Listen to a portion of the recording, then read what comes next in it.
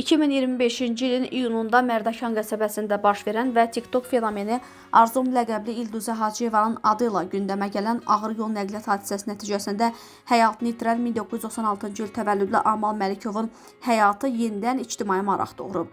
Məhkəmə hökmündən sonra sosial şəbəkələrdə hadisə ilə bağlı müzakirələr yenidən intensivləşib. Müzakirələrin fonunda qəza zamanı həyatını itirən Amal Məlikovun kimliyi və həyatı ilə bağlı müxtəlif məlumatlar paylaşılır. Araşdırmalar zamanı məlum olub ki, Amal Məlikov 2024-cü ildə Sənubər Muradova ilə ailə qurub. Cütlük nikahdan sonra tez-tez birlikdə xarici ölkələrə səyahət edib və həmin səfərlərdən görüntüləri sosial şəbəkə hesablarında izləyiciləri ilə bölüşüb.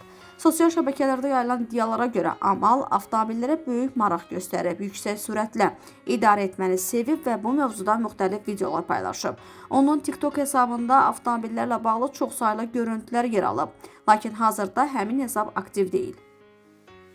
Xatırladaq ki, qəza 2025-ci ilin iyununda Xəzər rayonunun Mərdəkan qəsəbəsində baş verib.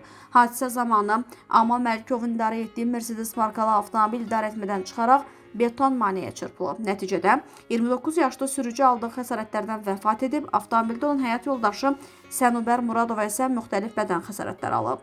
Hadisə ilə bağlı aparılan istintaq və məhkəmə araşdırması nəticəsində Arzum ləqəbli bloger İldüzə Hacıyeva 5 il 2 ay müddətinə azadlıqdan məhrum edilib.